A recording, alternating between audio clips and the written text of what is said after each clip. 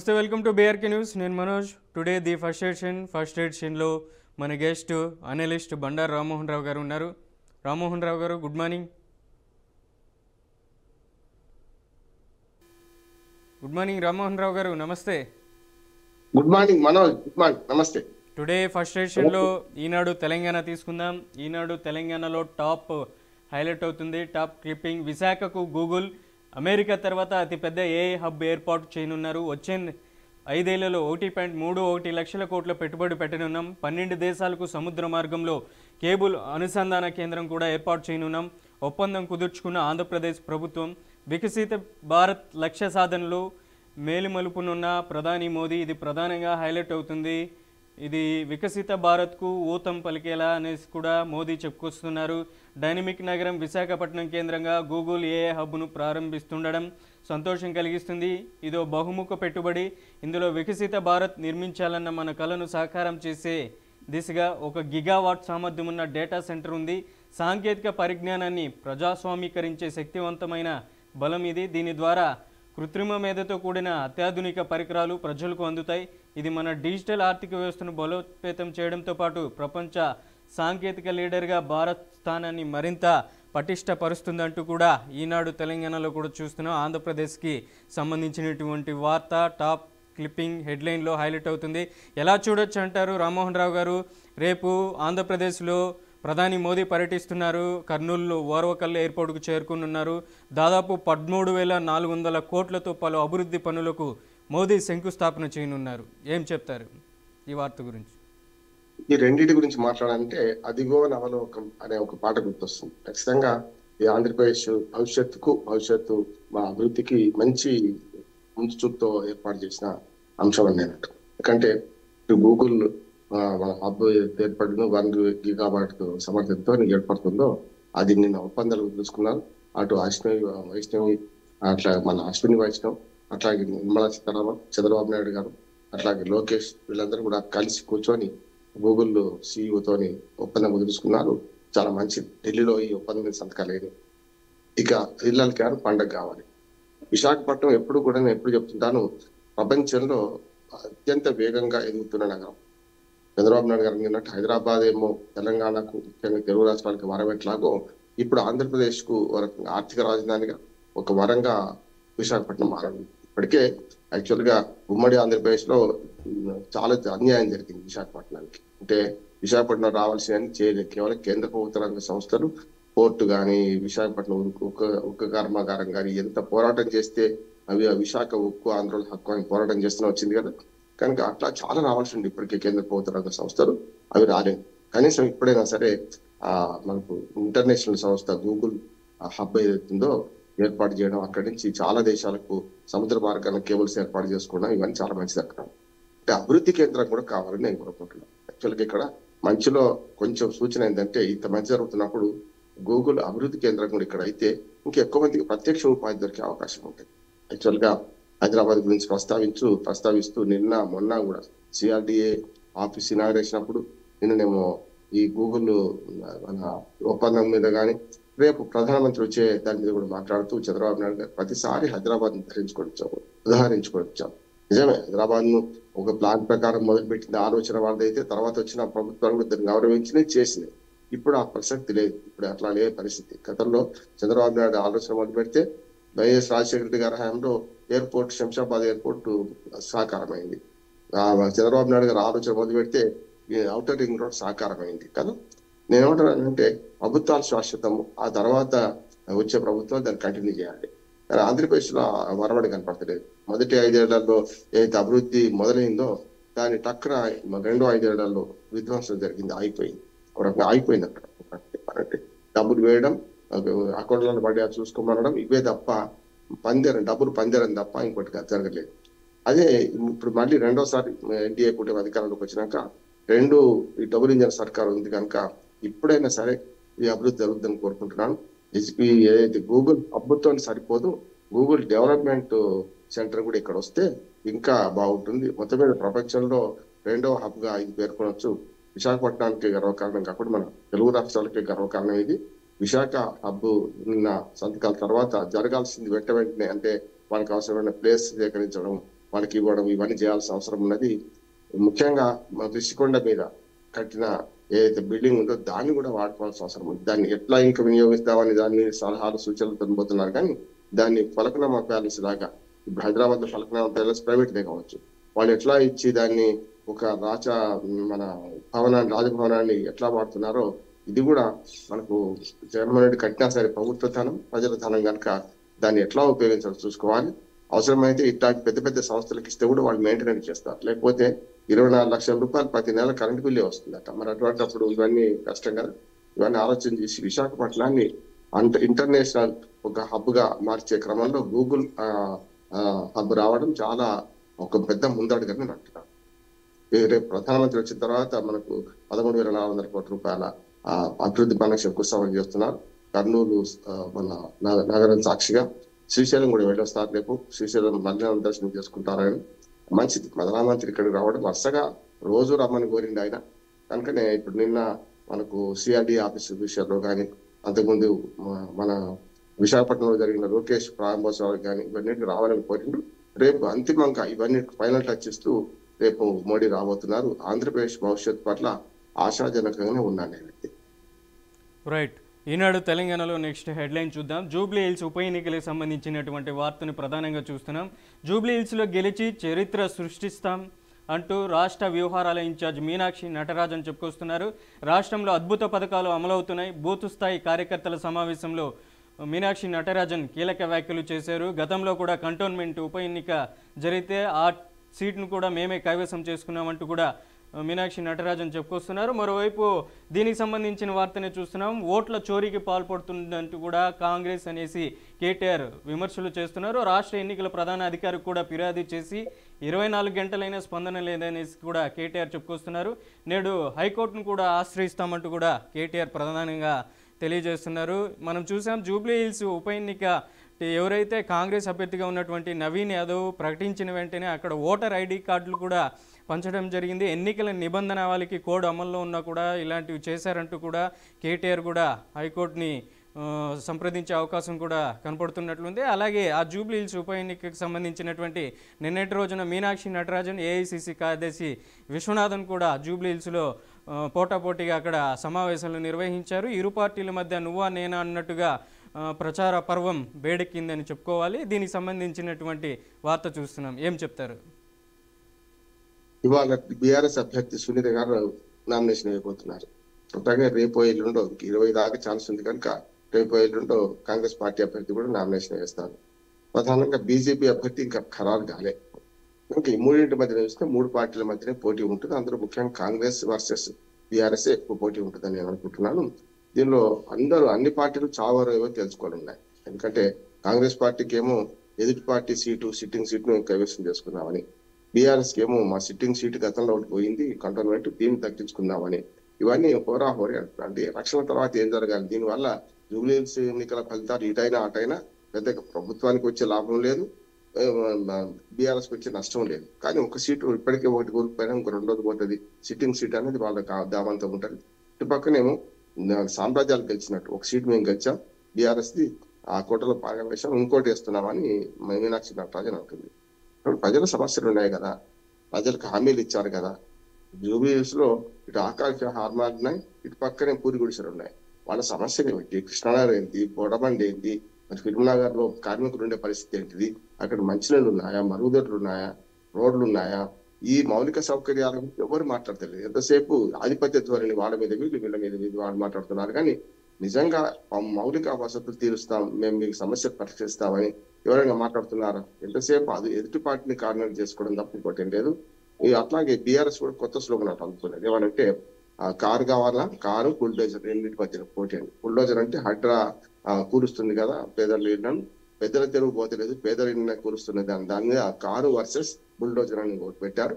అట్లాగే బాకీ కార్డు కూడా ఇప్పటిదాకా ప్రభుత్వాలు ఏవైతే జూబ్లీ హిల్స్ ఎక్కడైనా సరే రాష్ట్రం అంతా ఇచ్చిన హామీలు అమలు కావడం లేదని చెప్పి 2000, 4000 పెన్షన్ చేశారా, నిరుద్యోగ వృత్తి ఇచ్చారా, 2500 మహిళలకు ఇచ్చారా, స్కూటీ ఇచ్చారా, కళ్యాణ లక్ష్మి, షాదీ ముబారక్. ఎందుకంటే షాదీ ముబారక్ కూడా చాలా కీలకమైంది. ఇప్పుడు జూబ్లీ హిల్స్ ఉప ఎన్నికల్లో జూబ్లీ హిల్స్ నియోజకవర్గం, అసెంబ్లీ నియోజకవర్గంలో ఉన్న దాంట్లో 1,15,000 ఓట్లు, ఆల్మోస్ట్ ఆల్ 30% రోడ్స్ అక్కడ 4 లక్షల లోపే ఉన్నాయి. 4 లక్షలకు 10,000 తక్కువ ఉన్నాయి. 4 లక్షల లోపే ఉన్న అది ఓటర్ లిస్ట్ చూసుకుంటే 1,15,000 ఓట్లు ముస్లింలు ఉన్నాయి. కనుక వాళ్ళ కూడా కీలకం కనుక షాదీ ముబారక్ ఇట్లాంటివన్నీ కూడా ముందుకు తీసుకొచ్చి ప్రభుత్వం గతంలో 6 గ్యారెంటీలు, 13 హామీలు, 417, 420 ఏవైనా సరే బీఆర్ఎస్ 400 ఛాన్స్ బీస్ ఉంటుంది, వీళ్ళు 417 అంటున్నారు. ఏవైనా సరే ఇవన్నీ అమలు కాలేదని దాని మీద ఇటు పక్కన బీఆర్ఎస్ దూకుడుగా పోతుంది. చూద్దాం. కాకపోతే ఏంటంటే ఈ 3 పార్టీల మధ్యన పోటీలో ప్రజలు అసలైన సమస్యలు కానీ ఇవన్నీ పక్కకు పోతున్నాయి. సరే మహా అయితే 20 రోజులు కీలకదం దుకాణం బంద్. వచ్చే నవంబర్ 14 నాడు పంచాలు తేలిపోతాయి. ఎవరు గెలిచినా ఎవరు ఓడినా ప్రజల సమస్యలు తీర్చే క్రమం అయితే కనపడతలేదు. ఆధిపత్య ధోరణి లేకుంటే అహంకారంతో వీళ్ళ మీద వాళ్ళ మీద వీళ్ళు అబద్ధాలు, అసత్యాలు, అసత్యాలు చెప్పుకుంటూ ఎన్నికలు గెలిచే ప్రయత్నం చేస్తున్నారు. ఈ ఆటగా సాగని వన్డే క్రికెట్ మ్యాచ్ కాదు ఈ ఎన్నికలు అనే దాన్ని ప్రజలు అర్థం చేసుకున్నాడు. మంచి వాడిని గెలిపిస్తాం. అట్లానే ఇంకొక మాట చెప్పి ముగిస్తాను. జూబ్లీ ఉప ఎన్నికల్లో ఇప్పుడు మన కాంగ్రెస్ అభ్యర్థి వరకు ఎంఐఎం అభ్యర్థి అని చెప్పి బీజేపీ కూడా ఆరోపిస్తున్నది. ఎందుకంటే ఎంఐఎం అభ్యర్థి ఎందుకంటున్నారంటే గతంలో 2014 వాళ్ళు ఎంఐ నుంచి పోటీ చేసి 50,000 పైగా ఓట్లు గెలుచుకున్నారు. తర్వాత 2 సార్లు ఇండిపెండెంట్ గా ఓడిపోయారు, ఇండిపెండెంట్ పోటీ చేసి. కనుక ఇప్పుడు ఎంఐఎం చేసిన ఒకటే, కాంగ్రెస్ కి వేసిన ఒకటే అనే మాట వస్తుంది. ఎంఐఎం మద్దతు మాత్రం కాంగ్రెస్ కొంచెం చాలా ప్లస్ పాయింట్ అయ్యే అవకాశం ఉన్నది. బీజేపీ అంటున్నాడు మాత్రం ఎంఐఎం అభ్యర్థి ఇవాళ కాంగ్రెస్ పార్టీ చేతి గుర్తుకు నిలబడ్డాడు అనే మాట వాళ్ళు ఆరోపిస్తూ ముందుకెళ్తున్నారు. ఎందుకంటే మతపరంగా కూడా దీన్ని కొంచెం ఓటు చీల్చే ప్రయత్నం కూడా చేస్తున్నట్టు కనపడుతుంది. బీజేపీ ఉదాహరణకు హిందూ ఓట్లు వేయదలుచుకుంటే హిందూ ఓటర్లు బీజేపీ మొగ్గదలుచుకుంటే ఈ కాంగ్రెస్ పార్టీ అభ్యర్థికి ముస్లిం ఓట్లు ఎక్కువ పడతాయనే మాట కూడా వాళ్ళు ప్రస్తావిస్తూ ఎంఐఎం అభ్యర్థి వాళ్ళ కాంగ్రెస్ అభ్యర్థి నిలబడ్డాడు ప్రచారం చేస్తున్నారు. చూద్దాం ఏం చెప్తుంది. రైట్. బండారు రామ్మోహన్ రావు గారు ఒక చిన్న రైట్. నెక్స్ట్ హెడ్లైన్ చూద్దాం. ఫస్ట్ ఎడిషన్లో వైద్య ఆరోగ్య శాఖకు 500 కోట్ల రూపాయలు మంజూరు చేస్తున్నానంటూ తెలంగాణ సీఎం రేవంత్ రెడ్డి చెప్పుకొచ్చారు. తక్షణ విడుదల కింద ఈ 500 కోట్లని రిలీజ్ చేశాం. ఆసుపత్రుల్లో ప్రక్షాళన చేయాలని ప్రధానంగా రేవంత్ రెడ్డి చెప్పుకొస్తున్నారు. ఇది ప్రధానంగా హైలైట్ అవుతుంది ఈ వార్త. తక్షణ అవసరాల కింద 500 కోట్లు విడుదల చేస్తున్నట్లు కేంద్ర ప్రభుత్వం నుంచి ఆరోగ్య శాఖకు రావాల్సిన నిధులపైన కూడా ఈ సందర్భంగా సీఎం రేవంత్ రెడ్డి మంత్రులతో చర్చించినట్లు కూడా ఈ వార్తను ప్రధానంగా చూస్తున్నాం. మొదటగా మ్యాచింగ్ గ్రాంట్ కింద రాష్ట్రం విడుదల చేయాల్సినటువంటి 40% నిధులను విడుదల చేశాం. ఆ తర్వాత కేంద్రం నుంచి రావాల్సినటువంటి నిధులపైన కూడా చర్చించే అవకాశం ఉందంటూ కూడా సీఎం రేవంత్ రెడ్డి చెప్పుకొస్తున్నారు. ఈ వార్త గురించి ఏం చెప్తారు బండారు రామ్మోహన్ రావు గారు?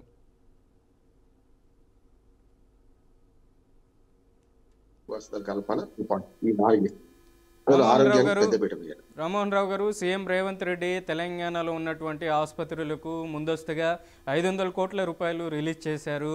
ప్రధానంగా కేంద్రం నుంచి రావాల్సిన నిధులపైన కూడా చర్చ జరిగింది నిన్న మంత్రుల సమక్షంలో. ఏం చెప్తారు ఈ వార్త గురించి? అదే చెప్తున్నాను. ప్రభుత్వం చేయాల్సిన పనులు 4: విద్య, ఆరోగ్యము, ఉపాధి కల్పన, మౌలిక వసతుల కల్పన. ఉపాధి కల్పన, మౌలిక వసతుల కల్పనతో వస్తుంది. ఎప్పుడైనా చూస్తున్నాం కదా, ఇప్పుడు విశాఖలో పువ్వులు అది హబ్ వస్తుందంటే ట్రాన్స్పోర్టేషన్, కమ్యూనికేషన్ 2 బాగుంటే మౌలిక వసతులు కల్పించినట్టు లెక్క. అందుకని ఈ 4 ఉండాలి. ఈ 4 విడిచిపెడితే లాభం లేదు. ప్రభుత్వం చేయాల్సిన పని అది వ్యాపారాలు కాదు, ప్రభుత్వం చేయాల్సిన పనులు. కానీ ఇక్కడ ఏం జరుగుతుందంటే ఈ ఆరోగ్య శాఖకు 500 కోట్లు ఇప్పుడు విడుదల చేస్తున్న ఘనంగా చెప్తున్నారు. కానీ మేము ఈ మధ్య ఉత్తర తెలంగాణ జిల్లాను మొత్తం తిరిగి 6 ఉమ్మడి జిల్లాలు తిరిగితే ఆరోగ్య కేంద్రాలు మొత్తం కునారిల్లిపోయినాయి. అంటే గతంలో 2018, 2023లో మాత్రమే డాక్టర్ల అపాయింట్మెంట్ జరిగింది. ఇప్పటి వరకు ఆరోగ్య శాఖలో అపాయింట్మెంట్స్ లేవు. దాంతోపాటు చిన్న మందు బిళ్ళలు కూడా కొరత వచ్చింది. ఉన్న మందు బిళ్ళలు కూడా ఎక్స్పైర్ అయిపోతున్నాయి. అంటే వాడకుండా డాక్టర్ లేకపోతే ఎవరు వస్తారు? కనుక ఆరోగ్య రంగంలో చాలా అశ్రద్ధ జరుగుతున్నది. ఇప్పుడైనా సరే ఎట్లా ఆసుపత్రులు 500 కోట్ల అనేది పీనట్స్ తో సమానం. ముఖ్యంగా కేంద్ర ప్రభుత్వం లేదా ఆయుష్ కింద ఇప్పుడు ఆసుపత్రులు, ప్రాథమిక ఆరోగ్య కేంద్రాలు అన్ని కూడా ఆయుష్ కింద నడుస్తున్నాయి. అంటే కేంద్ర ప్రభుత్వం వాటా పెద్ద ఎత్తున ఉంది. ప్రాథమిక ఆరోగ్య కేంద్రాలకు, బస్తీ దవాఖానాలకు, అట్లానే మనకు పల్లె దవాఖానాలకు చాలా పెద్ద ఎత్తున ఇవాళ ఆరోగ్య కేంద్రాల పట్ల కేంద్ర ప్రభుత్వం నిధులు రావాల్సినది. వాటిని సాధించాలంటే 40% వీళ్ళు ఇవ్వాలి. ఆ 40%లో కొంత భాగం ఇచ్చారు. నా ఉద్దేశం ఏంటంటే సుమారు 2,500 కోట్ల రూపాయలు రిలీజ్ అవుతుంది తప్ప ఇవాళ ఆరోగ్య శాఖ బాగుపడే పరిస్థితి లేదు. నేను వట్టిగా గారి మాటలు చెప్తున్నాను. చాలా మన అధ్యయనం చేసి ఈ సర్వే చేసి 6 జిల్లాలు, ఉత్తర తెలంగాణ 6 ఉమ్మడి జిల్లాలు, దాదాపు 16 జిల్లాలు వస్తే దానికి పరిశోధన చేసి చెప్తున్నాం. కనుక ఇప్పుడైనా సరే 500 కోట్లు విడుదలని పీనట్స్ అంటే చిన్న పల్లెలతో సమానం. రేపు జరగబోయే సమావేశంలోనైనా కూడా కేంద్ర ప్రభుత్వం నుంచి ఒప్పించి కేంద్ర ప్రభుత్వం నుంచి నిధులు రప్పించాలి. మౌలిక వసతులు కల్పించడం కంటే అక్కడ డాక్టర్లు ఉండడం, సిబ్బంది ఉంటే ఆరోగ్యం అంతది. మిగతా అంతా పక్కన పెట్టాలి. ఇప్పటికే చాలా ఉన్నాయి, చాలా వాటిని ధ్వంసం చేశారు. ఇక పై స్థాయి ఏదైతే మన ఏరియా హాస్పిటల్ కానీ జిల్లా ఆసుపత్రులు కానీ చాలా పునారిపోయి నడుస్తున్నాయి. గతంలో నడిచిన దానిలో 50% మంచిగా ఉంటే ఇప్పుడు 50% కూడా సరిగ్గా నడుస్తలేవు. కనుక వీటన్నింటిని బాగు చేయాల్సిన బాధ్యత, ఆరోగ్యాన్ని పట్టించుకోవాల్సిన బాధ్యత ఇప్పటికైనా ఈ ప్రభుత్వం మీద ఉన్నది. ఆరోగ్య శాఖను ప్రధానంగా నిర్లక్ష్యం చేస్తున్నారు. ఇప్పుడు ఇచ్చే కూడా కేవలం 500 కోట్లు. ఒక అదృష్టం ఏంటంటే మౌలిక వసతుల కల్పనకు లేకుంటే ఆరోగ్య రంగానికి అంటున్నారు. కనుక జీతాలు గావి. కనుక జీతాలు భత్యాలు ఎట్లా ఉంటాయి, ఆరోగ్య శాఖకు ఇచ్చే మొత్తం నిధుల్లో 90% నిధులు అంతా దీనికే పోతున్నాయి. ఏది వాళ్ళ జీత భత్యాలకే పోతున్నాయి. అయినా సరే డాక్టర్లు లేరు. చాలా పిహెచ్ కేంద్రాల్లో 3 డాక్టర్లు ఉన్న ఒక్కరు కూడా ఉంటుంది. ఒక్కరు కూడా 24 గంటలు ప్రతిరోజు పనిచేయలేదు కదా. అంటే 24 గంటల పిహెచ్సిలో కూడా ఒక్క డాక్టర్ సందర్భాలు చూసినాం. కనుక ఈ సిబ్బందిని నియమించడం, డాక్టర్లను నియమించడం, పారామెడికల్ సిబ్బందిని నియమించడం, అట్లాగే గ్రామీణ ప్రజారోగ్యానికి, పట్టణ ప్రజారోగ్యానికి పెద్దపీట వేస్తే ఆటోమేటిక్ గా జబ్బులు రాకపోతే పై స్థాయి హాస్పిటల్ మీద మనకు ఒత్తిడి తక్కువ అవుతుంది. జిల్లా ఆసుపత్రుల్లో కూడా ఇప్పటికి భవనాలు లేవు. భవనాలు ఉంటేనేమో సరైన విధంగా వాళ్ళకు డాక్టర్లు లేరు, అక్కడ సరైన వసతులు లేవు. ఇవన్నీ జరుగుతున్నాయి. మెడికల్ కాలేజీలకు ఇచ్చిన టీచింగ్ హాస్పిటల్స్ ఉన్నాయి కదా, అవి కూడా ఇంకా అద్భుతంగా నడుస్తున్నాయి. వీటన్నిటి మీద సమగ్ర అధ్యయనం చేసి ఆరోగ్య రంగం, విద్యారంగం మీద మంచి ఫలితాలు సాధించాలని మనం కోరుతాం. రైట్. నెక్స్ట్ మావోయిస్టులకు సంబంధించినటువంటి మరో వార్తను చూస్తున్నాం. మల్లోజుల వేణుగోపాల్ లొంగుబాటు అయ్యారు. మావోయిస్టు పార్టీలో 2వ స్థానంలో ఉన్నటువంటి మల్లోజుల వేణుగోపాల్ 60 మందితో కలిసి మహారాష్ట్ర పోలీసుల చెంతకి ఈ నెల 16వ తేదీన అక్కడ మహారాష్ట్ర సీఎం సమక్షంలో ఆయన లొంగిపోయే అవకాశం ఉంది. ఈ 60 మంది కూడా ఆయన సమక్షంలో చేరిపోయే అవకాశం కనపడుతుంది. 44 ఏళ్ల అజ్ఞాతవాసానికి తెరపడనున్నట్లు తెలుస్తుంది. పార్టీపై ఇటీవలే లేఖల పరంపర కూడా కొనసాగుతుంది. మావోయిస్టులో కీలకమైనటువంటి 2వ స్థానంలో ఉన్నటువంటి చలామణి అవుతున్న మల్లోజుల వేణుగోపాల్ అలియాస్ అభయ్ ఉద్యమాన్ని వీడి జనజీవన స్రవంతులకి అడుగుపెట్టారు. దాదాపు ఆయన 60 మంది ఉద్యమ సహచరులతో కలిసి కూడా లొంగిపోయే అవకాశం కూడా మహారాష్ట్ర సీఎం సమక్షంలో ఈ వార్తను ప్రధానంగా చూస్తున్నాం. ఏం చెప్తారు రామ్మోహన్ గారు? మహారాష్ట్రలో సీఎం సమక్షంలో మావోయిస్టులకు సంబంధించినటువంటి 60 మంది కూడా లొంగిపోతున్నారు. కేంద్ర ప్రభుత్వం మావోయిస్టులకి ఈ మధ్య ఆపరేషన్ కాగర్ పేరుతో దాదాపు 4-5 రాష్ట్రాల్లో కూడా మావోయిస్టులని అక్కడ మట్టుబెట్టేటువంటి పరిస్థితి కూడా కనపడుతుంది. మావోయిస్టులకు సంబంధించినటువంటి చాలామంది చనిపోవడం కూడా ఈ మధ్య చూస్తున్నాం మనం ఎన్కౌంటర్లో. దానికి సంబంధించినటువంటి కీలక నేత మల్లోజుల వేణుగోపాల్ సీఎం సమక్షంలో 60 మందితో లొంగిపోతున్నటువంటి వార్తను మనం చూస్తున్నాం. ఏం చెప్తారు? మంచిదే అంటున్నాడు. ఎందుకంటే ఎప్పుడు కూడా వామపక్ష తీవ్రవాదంలో ఒక సిద్ధాంతం ఉంటుంది.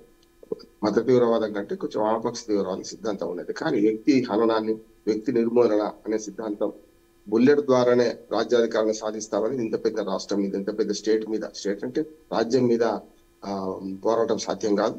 ఇవాళ పరిస్థితులు మారినాయి. గ్లోబలైజేషన్ వచ్చింది, మధ్యతరగతి తిరిగిండు. ఒకనాడున్న పరిస్థితులు అడవుల్లో లేవు, గ్రామాల్లో లేవు, అంతకంటే లేవు. కనుక వాళ్ళ ప్రజాదరణ కూడా కరువైంది ఒకటి. రెండోది వాళ్ళ సిద్ధాంతంలో మిగతా అవన్నీ మంచి ఏవైతే విద్య, ఆరోగ్యం ప్రజలకు అందాలి, మౌలిక వసతులు ప్రజలకు అందాలి, అట్లాగే మన ఏమంటారు దాని సంపద అందరికి చెందాలి, ఇవన్నీ చాలా మంచి ఆశయాలు. అందుకని పెట్టుబడిదారుల సమాజం ఇప్పటికే చాలా ప్రజాస్వామ్య దేశాలు ఇవన్నీ తీసుకుంటున్నాయి. విషయం ఏంటంటే అక్కడ ఛత్తీస్గఢ్ అడవుల్లో జరిగేందంటే ఈ అడవులను మెల్లమెల్ల స్వాధీనం చేసుకొని ప్రభుత్వాలు అక్కడ వ్యాపారం చేద్దామని, మైనింగ్ చేద్దాం అనుకుంటున్నారు. పెద్ద పెద్ద బడా వ్యాపారస్తులు, కార్పొరేట్ సంస్థలకు అప్పచెప్తాం అనుకుంటారు. దాన్ని వ్యతిరేకిస్తూ పోరాటం చేసిన మావోయిస్టులు ఇవాళ మల్లోజీ వేణుగోపాల్ గారు బయటకు రావడం అనేది మీరు అన్న ఆపరేషన్ కంగారు వల్ల ఉంటున్నది. సిద్ధాంత రాహిత్యం కూడా, అంటే మెల్లమెల్లగా కేవలం సెల్ఫ్ డిఫెన్స్ పేరు మీద పోలీసులు చంపడం, పోలీసులు వీళ్ళని చంపడం తప్ప ప్రజా సమస్యలు గాలిపోతున్నాయి. అక్కడ చాలా వరకు చూస్తున్నాం మనం. చిన్న ప్రజా సమస్యల మీద వాళ్ళు హెచ్చరిస్తున్నారు. ఎందుకంటే అధిక వడ్డీలు ఇచ్చే వడ్డీ వ్యాపారులు ఉన్నారు, వాళ్ళని హెచ్చరిస్తున్నారు. ఇది చాలా చిన్నది. అధిక వడ్డీలు ఇస్తే దాని ఒక కేసు వేసి మనకు ఏదైతే అప్పులు ఇచ్చే చట్టం ఉంటుంది కదా, ఆ చట్టం కింద వాళ్ళని అరెస్ట్ చేయొచ్చు. కానీ ఇటువంటి చిన్న సమస్యలు పట్టించుకొని పెద్ద సమస్యలన్నీ విడిచిపెట్టి వాళ్ళు కేవలం ఆత్మరక్షణ ధోరణిలో పోతున్న మావోయిస్టులు దొరికిపోతున్నారు. కారణం ఇది. నేను రెండు అంటున్నాను. వాళ్ళ ప్రజల నుంచి ఆధారాలు లేదు. రెండోది ఏమో వాళ్ళే విభేదాలు ఉన్నాయి. మూడవది వాళ్ళ ఉద్యమానికి సరైన విధంగా ఆ సిద్ధాంత బలం కూడా పోతుంది మెల్లమెల్ల. కనుక ఈ మూడింటి వల్ల మనోజ్ వేణుగోపాల్ గారు 60 మందితోని రొంగిపోతున్నారంటే మంచిదే. ప్రజా జీవన స్రవంతిలో కలవాలి. మన సీతక్క గారు మంచి ఉదాహరణ. తెలంగాణ రాష్ట్ర మంత్రి సీతక్క గారు ఒకనాడు పీపుల్స్ వార్ నుంచి వచ్చిన ఆమె కదా, జనశక్తి నుంచి పీపుల్స్ వార్ నుంచి వచ్చిన ఆమె కదా. కనుక అట్లా చూసుకుంటే ములుగులో ఇప్పుడు ఆమె అభివృద్ధి పనులకు శంకుస్థాపనలు చేస్తూ బ్రహ్మాండంగా ములుగులో ప్రజా జీవితంలో ఉన్నారు. గత 20 ఏళ్ళుగా ఉంటున్నారు. అట్లా వీళ్ళు కూడా ప్రజా జీవితానికి వస్తే మంచిదే. ఎప్పుడైతే ఈ ఒత్తిడి 2 రకాలుగా ఈ ఆపరేషన్ కాగారం దాని మీద వేట మొదలైంది. ఆ వేటలో కొందరు ఇటుపక్క అటుపక్క మారే వాళ్ళు ఉంటారు. ఇప్పటికీ మనోజ్ వేణుగోపాల్ గారు ద్రోహి అని, రివిజనిస్ట్ అని చాలా ప్రకటనలు కూడా అటుపక్క నుంచి వస్తున్నాయి. వాళ్ళు కూడా ఇవాళ కాకపోతే రేపు మారుతారు అనుకుంటారు. కొండపల్లి సీతారామయ్య గారిని చూస్తున్నాను నేను. వాళ్ళు మారి ప్రజా జీవన సంవత్సరం సత్యమూర్తి గారు, కొండపల్లి సీతారామయ్య గారు అటువంటి సిద్ధాంత బలం బాగా ఉంది. ఆనాడు ప్రజల్లో ఆదరణ ఉన్నప్పుడే వాళ్ళు బయటకు వచ్చారు కదా. అటువంటిప్పుడు వీరు కూడా కొత్త ఏం కాదు. కొంచెం అనుభవానికి వస్తే తత్వం బోధపడుతుంది. ముసల్తనం రావడం, ఆరోగ్యం బాగాలేకపోవడం ఇవన్నీ కూడా కారణాలని నేను అంటున్నాను. ముఖ్య కారణం అని చెప్పొద్దు. మొత్తం మీద సమాజానికి తీవ్రవాదులు ఏదైతే మన వామపక్ష తీవ్రవాదం అంతం కావడమే మన ధ్యేయం కనుక అది బలప్రయోగం ద్వారా కావద్దు. ఇటుపక్క అటుపక్క ప్రభుత్వం కూడా బలప్రయోగం చేస్తుంది. ఇటుపక్క వీళ్ళు కూడా పోలీసులు చంపడం ఇవన్నీ చేస్తున్నారు కనుక ఈ రెండింటి మధ్యన ఘర్షణ ఆగాలి. సమాజంలో శాంతి నెలకొనాలి. సమాజంలో సమసమాజం ఏర్పడిన వాళ్ళ ఆశయం నెరవేరాలంటే పార్లమెంటరీ ప్రజాస్వామ్యం ద్వారానే నెరవేరుతుంది. దానిలో ప్రజా ఉద్యమాలు ముఖ్యంగా ఇట్లాంటి ఉద్యమ నాయకులు తీసుకొస్తే ఇంకా బాగుంటుంది. రైట్. నెక్స్ట్ ఏపీ హైకోర్టుకు సంబంధించినటువంటి టాప్ క్లిప్పింగ్ మనం చూస్తున్నాం. ఈనాడు ఆంధ్రప్రదేశ్లో హైకోర్టుకు 3 న్యాయమూర్తులను కేటాయిస్తూ రాష్ట్రపతి ద్రౌపది ముర్ము కీలక నిర్ణయం తీసుకున్నారు. Justice Manavendranath Roy, justice Ramesh, justice Subhendu Santulla బదిలీకి రాష్ట్రపతి ఆమోద ముద్ర కూడా వేశారు. ఏపీకి ఈ 3 న్యాయమూర్తులను కూడా కేటాయించినటువంటి నోటిఫికేషన్ కేంద్ర న్యాయశాఖ కూడా జారీ చేసింది. ఇది మనకు ఈనాడు ఆంధ్రప్రదేశ్లో ఈ వార్త ప్రధానంగా హైలైట్ అవుతుంది. జస్టిస్ మానవేంద్రనాథ్ రాయ్ ముఖ్యంగా ఆయన స్వస్థలం వచ్చి ఉమ్మడి విజయనగరం జిల్లా పార్వతీపురం. ఆయన వ్యవసాయ కుటుంబంలో జన్మించారు. నరహరిరావు విజయలక్ష్మి దంపతులకు 1964 మే 21న జన్మించారు. విశాఖ సెయింట్లో అలోసిఎస్ ఉన్నత పాఠశాలలో కూడా ఆయన విద్యాబోధన చేశారు. ఇక పార్వతీపురం ప్రభుత్వ జూనియర్ కళాశాలలో కూడా ఆయన చదువుకున్నటువంటి పరిస్థితి ఉంది. ఈ వార్త ప్రధానంగా హైలైట్ అవుతుంది. ముఖ్యంగా జస్టిస్ మానవేంద్రనాథ్ రాయ్ని, అలాగే జస్టిస్ రమేష్, జస్టిస్ శుభేందు సాంతుల్లా కూడా ప్రధానంగా 3 న్యాయమూర్తులను కేటాయిస్తూ రాష్ట్రపతి ద్రౌపది ముర్ము కీలక నిర్ణయం తీసుకున్నారు. ఏం చెప్తారు ఈ వార్త గురించి? అడ్మినిస్ట్రేషన్ పెద్దగా ఉన్నది, కేటాయించడం తప్పదు. ఎందుకంటే ఆంధ్రప్రదేశ్ లో న్యాయమూర్తుల సంఖ్య తక్కువ ఉన్నది. 3 రావాల్సింది వచ్చిండ్రు, ఇంతే తప్ప అంతకన్నా కొత్త చేసేది లేక న్యాయ సంస్కరణ జరగకుండా న్యాయమూర్తుల బదిలీలు ఇవన్నీ రొటీన్ గా జరిగాయి. ఒక కలెక్టర్ బదిలీ ఎట్లనో, ఒక రాష్ట్ర ఐఏఎస్ బదిలీ ఎట్లనో అంతే, అంతకన్నా ఏం లేదు. అదేంటే హైకోర్టుకు 3 న్యాయమూర్తులు రావడం వల్ల కొంత కేసుల భారం తగ్గిపోతుంది. అలాంటి అడ్వకేట్లకు అంత సమస్య ఏంటంటే కేసులు వాయిదాలు పడుతూనే ఉంటాయి కదా. కాకుండా ఉండాలంటే న్యాయమూర్తుల సంఖ్య ఎక్కువ ఉంటే దాని ద్వారా కొంత కేసుల పరిష్కారం వేగవంతం అయ్యే పరిస్థితి ఉంటుంది. కనుక 3 వచ్చారు, ఇంకా పోలేదు, ఇక్కడి నుంచి వేరే వాళ్ళు ట్రాన్స్ఫర్ కాలే కనుక ఉన్న సంఖ్య పెరిగినట్టే లెక్క. కనుక ఆంధ్రప్రదేశ్ హైకోర్టు కొత్తది, దానిలో కేసుల సంఖ్య కూడా ట్రాన్స్ఫర్ అయిన కేసులు ఉమ్మడి ఆంధ్రప్రదేశ్ నుంచి అటుపక్క ట్రాన్స్ఫర్ అయిన కేసులు కూడా ఎక్కువ అక్కడివే ఉన్నాయి. కనుక దాన్ని బట్టి మనం కేసుల విచారణ వేగవంతమయ్యే అవకాశం ఉంది, అది ఆహ్వానించాలి. రెండోది న్యాయ సంస్కరణ చాలా జరగాలి. ముఖ్యంగా న్యాయమూర్తుల బదిలీలు కానీ, న్యాయమూర్తుల నియామకాలు కానీ జ్యుడిషియరీ అపాయింట్మెంట్ కమిషన్ ద్వారా జరిగితే ఇంకా మంచి సరుకు వచ్చే అవకాశం ఉంటది, ఇంకా న్యాయ కోవిధులు వచ్చే అవకాశం ఉంటది. ఇప్పటికీ పైరవీలు, దీని ద్వారా న్యాయమూర్తుల నియామకం జరుగుతున్నది. ఈ కొలీజియం వ్యవస్థ కూడా సరైనది కాదని గతంలో మనం అనుకుంటేనే. కనుక ఇప్పటికైనా సరే న్యాయ వ్యవస్థలో చాలా మార్పులు రావాలి. అంటే సత్వర న్యాయం, ముంగిటి న్యాయం జరగాలి. పై స్థాయి కోర్టుల్లో ఏళ్ల తప్పటి కేసులు పరిష్కారం కాకుండా ఉండొద్దు. ఇవన్నీ ముఖ్యమైన అక్కడ సంస్కరణ జరగాల్సింది. అది 2-3 న్యాయమూర్తులు ఇటు బదిలీ అవుతారు, అటు బదిలీ అవుతారు. ఇది రొటీన్ వార్త తప్ప ఇంకోటి ఏం లేదు. మొత్తం మీద ఇప్పుడు సంఖ్య పెరిగితే మనకు వచ్చే లాభం ఏంటంటే క్లయింట్లకు కానీ అడ్వకేట్లకు కానీ చాలా కేసులు సత్వర పరిష్కారానికి దారి దొరికితే మంచిది అంటున్నారు. వాళ్ళ బదిలీ వల్ల మన హైకోర్టు స్ట్రెంత్ పెరిగింది, దానివల్ల మంచిది. రైట్. నెక్స్ట్ సాక్షి దినపత్రిక చూద్దాం. ఈ వార్త ప్రధానంగా సాక్షిలో హైలైట్ అవుతుంది. గత ప్రభుత్వంలో చేసినటువంటి లిక్కర్ మాఫియాకు సంబంధించినటువంటి ఎంపీ మిథున్ రెడ్డి నివాసం, ఆఫీసులో సోదాలు నిర్వహిస్తుందంటూ కూడా ఈ వార్తని ప్రధానంగా చూస్తున్నాం. ఇప్పటి ప్రభుత్వంలో లిక్కర్ ఏదైతే ఉందో తంబాలపల్లి వేదికగా మొలకల చెరువు ఘటన మనం చూసాం తాజాగా. ఆ వార్తను కూడా ఇందులోనే మనం జోడించి ఇక్కడ చూస్తున్నాం ప్రధానంగా ఈ వార్త. తంబాలపల్లి దగ్గర ములకల చెరువు, అలాగే ప్రధానంగా ఉన్నటువంటి జనార్దన్ రావు ఎవరైతే ఉన్నారో ఆయన అదుపులోకి కూడా ఇప్పటికే తీసుకున్నారు. అక్కడ ఉన్నటువంటి తంబాలపల్లి టీడీపీ ఇన్ఛార్జ్ జయచంద్రారెడ్డితో సహా ఇక టీడీపీకి సంబంధించినటువంటి నాయకుడు సురేందర్ నాయుడుని కూడా ఇప్పటికే పోలీసులు అదుపులోకి తీసుకుని విచారిస్తున్నటువంటి సందర్భం అయితే ఉంది. ఈ వార్తని ప్రధానంగా మనం సాక్షిలో చూస్తున్నాం. ఎలా చూడొచ్చు అంటారు బండా రామ్మోహన్ రావు గారు? ఇప్పటికే A1 నిందితుడిగా ఉన్నటువంటి ఎవరైతే టీడీపీకి సంబంధించినటువంటి నాయకుడు జనార్దన్ రావును కూడా పోలీసులు అదుపులోకి తీసుకున్నారో ఆయన విచారిస్తే వైసీపీకి సంబంధించినటువంటి మాజీ మంత్రి జోగి రమేష్ పేరుని తెర మీదకి తీసుకొచ్చారు. జోగి రమేషే దీనికి అంతటికి మూల కారణం. ఆయన ఉండి గత ప్రభుత్వంలో నడిపించారు. ఇప్పుడు కూడా ఆయన ఆదేశాల మేరకే నేను ఇప్పుడు కూడా నడుచుకోవాల్సి వచ్చింది. ఇది విజయవాడలో నిర్వహించాల్సినటువంటి లిక్కర్కి సంబంధించినటువంటి నేను ములకల చెరువులో దీనికి ప్రధానంగా అక్కడ డంపింగ్ ఏర్పాటు చేయడం జరిగింది. అక్కడ లిక్కర్ డెన్ ఏర్పాటు చేయడం జరిగింది. అక్కడైతే అన్ని అనుకూలాలు ఉంటాయి, అన్నిటికీ వాతావరణం సమీకరిస్తుందనేసి కూడా జనార్దన్ రావు ఆయన విచారణలో బయటపడినటువంటి వెలుగు చూసినటువంటి అంశాలు. ఏం చెప్తారు ఈ వార్త గురించి? ఫైనల్గా 2 minutes. కౌంటర్ కేసు అంటాం కదా, అట్లా జరుగుతుంది. అంతేం లేదు. ఇప్పుడు ఇప్పటిదాకా లిక్కర్ కుంభకోణం, గత డిజిటల్ పేమెంట్లు లేకపోవడం, గత వైసీపీ హయాంలో జరిగిన అవినీతి మీద సిట్టు వేసి విచారణ జరుగుతుంది. దీనికి ప్రతిగా ఒక రకంగా చెప్పాలంటే మునకల చెరువు కేసు వాళ్ళ కోతి కొబ్బరి చెప్పు దొరికినట్టు ఇటు పక్క వైసీపీ దొరికిందని నేను అంటాను. నిజమే, అక్రమ మద్యం ఉన్నది నిజమే, పట్టుకుంది నిజమే, ఈ ప్రభుత్వం పట్టుకుంది నిజమే. కనుక జనార్దన్ రావు స్టేట్మెంట్ ఇవాళ మరి బెదిరించి చేశారా లేక నిజంగా ఆయన చెప్పారా అని తేలాల్సి ఉన్నది. ఎందుకంటే చాలా మలుపు తిరుగుతుంది ఇది ఈ కేసులో. ఇప్పుడు వైసీపీ దీన్ని అడ్వాంటేజ్ తీసుకొని నిన్న మొన్న పెద్ద ఎత్తున ధర్నాలు రాస్తారోకలు చేపట్టింది ఈ లిక్కర్ కుంభకోణంలో దోషులు అరెస్ట్ చేయాలని చెప్పి. వీళ్ళిద్దరూ కూడా గతంలో చంద్రారెడ్డి అయితే ఇన్ఛార్జ్ గా ఉన్నారు, చిత్తూరు జిల్లాలో ఒక నియోజకవర్గానికి ఇన్ఛార్జ్ గా ఉన్నారు. కనుక మీ వాళ్ళే చేశారు వీళ్ళు కాదు వీళ్ళందరూ కూడా మీ వాళ్ళే అని జోగి రమేష్ మీద ఆరోపణ చేస్తూ జనార్దన్ రావు ఒక వీడియో రిలీజ్ చేశారు. అందరూ స్పష్టంగా చెప్పిండు.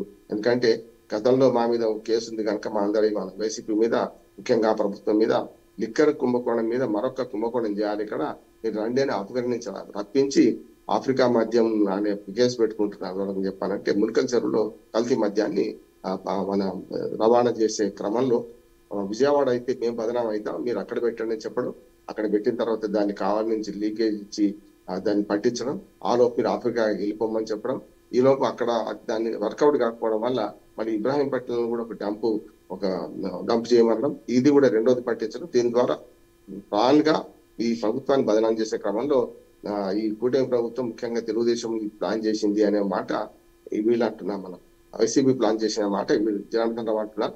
కాదు అంతా ప్లాన్ మీదే, మీరే చేస్తున్నారనే ఇటు పక్క వీళ్ళు అంటున్నారు. అయితే పరస్పర ఆరోపణలు జరుగుతున్నాయి, నిజాలు నిగ్గుదేల్చాలి.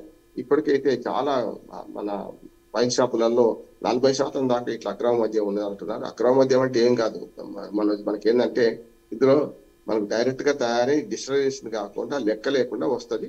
దాని ద్వారా 50% 60% లాభాలు ఉంటాయి కనుక చేస్తారు.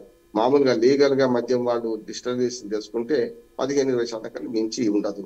ఎక్కడే కాదు, తెలంగాణలో చూస్తున్నాం కదా, షాపులకు వేలం వేద్దామంటే ఎవ్వరు కనీసం టెండర్లు 3 లక్షల రూపాయలు కట్టడానికి సిద్ధంగా లేరు. వేల అప్లికేషన్ వస్తున్నాయి, వందలలో అప్లికేషన్స్ వస్తున్నాయి చూస్తున్నాం మనం. కనుక సమస్య లేదు. ఇవాళ లిక్కర్ కుంభకోణాన్ని ఇరుపక్కల, అప్పుడు పాత ప్రభుత్వంలో జరిగిన కుంభకోణాన్ని ఇదైతే ఇప్పుడు జరుగుతున్న దాన్ని ఛేదించాల్సిన అవసరం ఉంది. చంద్రబాబు నాయుడు గారు దీన్ని సిట్టు వేస్తా అంటున్నారు. ప్రభుత్వం తలుచుకుంటే సమస్య లేదు. ఇటువంటి విషయాలను నిగ్గుదేల్చడానికి వీలైనంత త్వరగా ఇప్పుడు జనార్దన్ రావు గారు స్టేట్మెంట్ కానీ ఇవన్నీ కూడా క్రోడీకరించి సిట్టు విచారణ చేయాలి, నిజాలు నిగ్గుదేల్చాలి. మునకల చెరువు భాగవతం మొత్తం రాష్ట్రం అంతా విస్తరించకుండా కల్తీ మద్యాన్ని, ముఖ్యంగా అక్రమ మద్యాన్ని అరికట్టాల్సింది. రెండు ఉన్నాయి, కల్తీ మద్యం, అక్రమ మద్యం, రెండు అరికట్టాల్సిన అవసరం ఉంది. వీలైనంత త్వరగా దీన్ని తెలిస్తే ఈ రాజకీయ పార్టీల ఆరోపణలలో అనేక విషయాలు మనకు మరుగున పడుతున్నాయి కనుక ప్రభుత్వమే అధికారికంగా దీని మీద విచారణ చెప్తే మంచిదని నేను అనుకుంటాను. రైట్, బండా రామ్మోహన్ రావు గారు ది ఫస్ట్ సెషన్లో మీ విశ్లేషణ అందించినందుకు ధన్యవాదాలు. రైట్, ఇది ఇవాల్టి ఫస్ట్ సెషన్. రేపటి ఫస్ట్ సెషన్లో మళ్ళీ కలుద్దాం. చూస్తూనే ఉండండి బీఆర్కే న్యూస్, తెలుగోడి సత్తా.